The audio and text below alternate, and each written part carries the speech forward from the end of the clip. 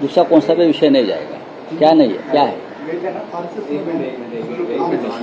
क्या है?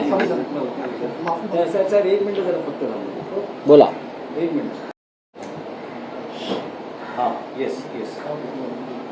राऊत साहेब, तुम्ही एक मोठी भूमिका जाहीर केली आहे आता समाज माध्यमांवर की हिंदी भाषा सक्तीच्या विरोधात जो मोर्चा निघणार आहे तो एकच मोर्चा असेल, जय महाराष्ट्र असं तुम्ही म्हटलं. तुम्ही हेही त्या ट्विटमध्ये असं केली की दोन भावांचा फोटो दाखवला. दोन भाऊ त्या दिवशी एकत्र पाहायला मिळणार महाराष्ट्राला एका स्टेजवर. महाराष्ट्रामध्ये सध्या शालेय शिक्षणात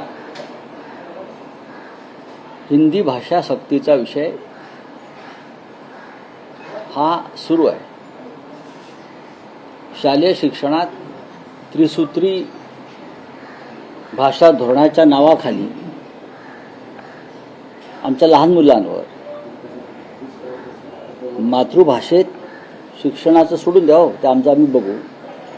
एक तिसरी भाषा हिंदीच्या नावानं लादली जाते. हे ओझं आमच्या मुलांना पेलवणार नाही अशा सर्व भाषा तज्ज्ञांचं मत आहे. फक्त महाराष्ट्रात नाही तर या देशातल्या अनेक राज्यातून ही भूमिका आहे.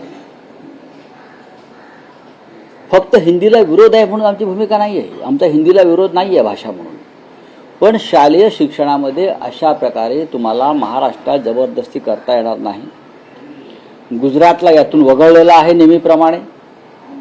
ह्याच्यावर अनेक मराठी भाषिक संस्था एकत्र आल्या आणि त्या काम करत आहेत. खास करून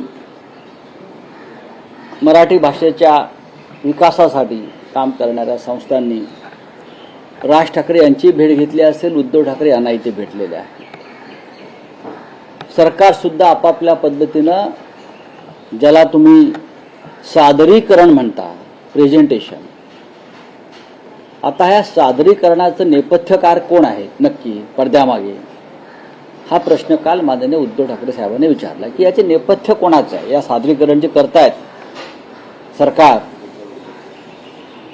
ह्याविषयी नक्कीच राज ठाकरे यांनी एक कडवड भूमिका मांडली. तीच भूमिका माननीय उद्धव ठाकरे यांनी मांडलेली आहे. काल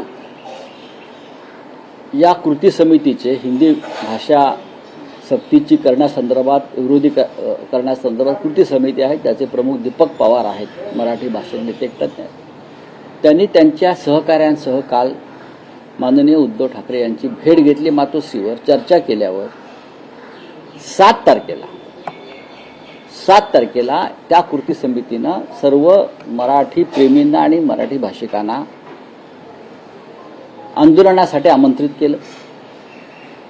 राज्यभरातलं आंदोलन असेल किंवा मग मुंबईत एका ठिकाणी जमून मोर्चा काढण्याच्या संदर्भातली भूमिका त्यांची होती. मराठीचा विषय असल्यामुळे,